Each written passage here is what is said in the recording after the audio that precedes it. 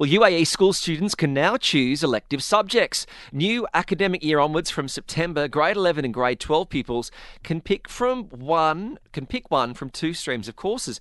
Now, we were just discussing, I thought this was always the case.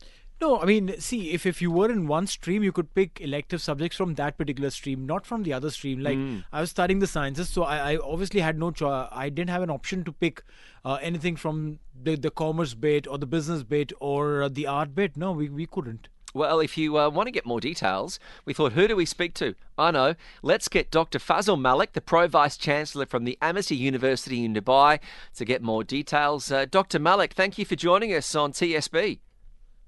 Oh, thank you for having me. No, this is great to have you on. I didn't realise this was the case, that grade 11 and grade 12 students weren't able to already choose elective subjects. What is the current curriculum for grade 11 and grade 12, and how does this change? Actually, as has been suggested in the intro of this piece, they didn't have much choice, students, but now what we are trying to do is we are trying to internationalize curriculum here and give students a choice to choose subjects beyond what they are supposed to study in grade 11 and grade 12. It actually helps us to create a more rounded personality. Students of science can go into arts, and students of arts can go into science subjects. Because, life is not compartmentalized. They need to have a more broader perspective of different subjects to understand, and that's where the job market is as well. So it's a very welcome move, and all universities and schools are in favor of such elective model, which can help students to choose subjects of their choice. No, this is incredible, I mean, because I studied sciences and I never got a chance to study the art subjects. I had to do all together in another course to study communication, and that's how I had to put in multiple years. But if you can get all of this happening in the same year, I think it's a big win for the kids, isn't it? It is absolutely for parents, for students, and for teachers as well. They will have students who have better and broader perspectives to life. Rather than being in silos, they will have, for example, as you rightly said, somebody doing computers, he will have a little bit more knowledge about the Arabic. And somebody doing arts will have a little bit more knowledge about how coding works, how artificial intelligence works. So it's giving more choice, as I said, and helping students, and it can also help them to choose their own pathways to university degrees they want to enroll for, and eventually the career path they want to adopt in their lives. I think this is fantastic because as someone who is really musical, I always enjoy doing maths because there is a correlation between maths and music when you're learning scales and tones and semitones and all those sort of things. So it's very hard to put students in one box because you want to be able to appreciate everything, because even if you do something as creative as food, that's actually quite scientific as well when you're coming up with recipes and levels. So and there's chemistry involved in learning what the acidities of certain foods and why it works with this substance and this spice and those things. So this is a great initiative. How are you changing it in your work at the Amit University in Dubai? How do you think this will prepare students better for university?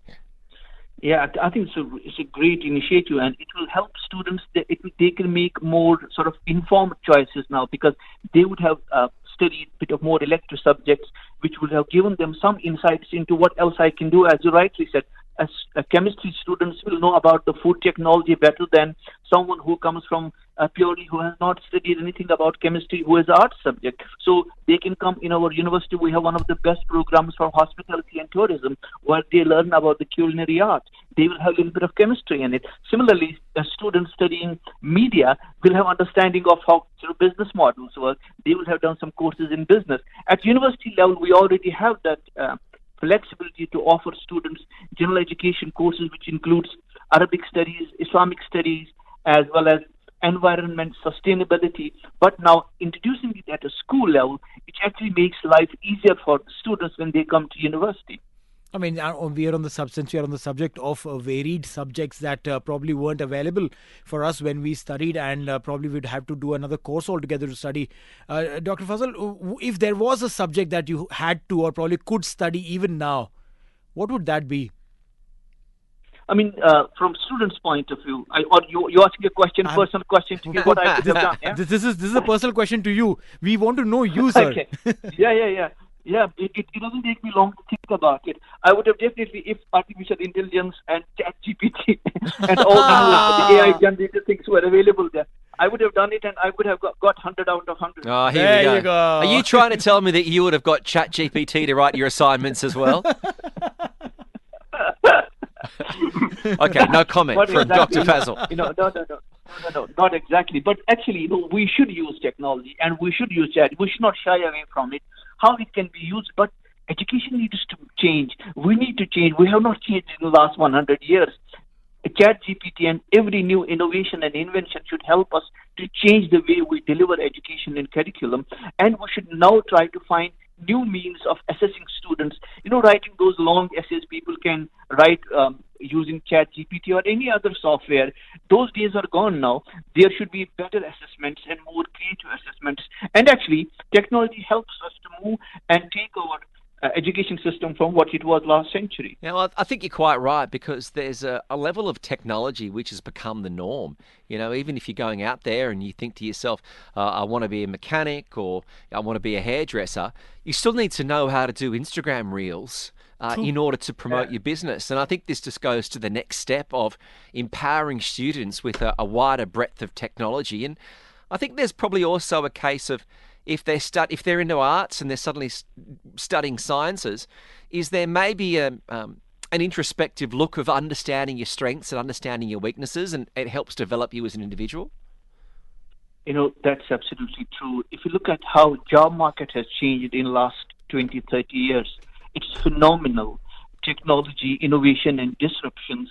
And, it's not no more joke that, the job descriptions of the jobs which will be available in future are not even written right now.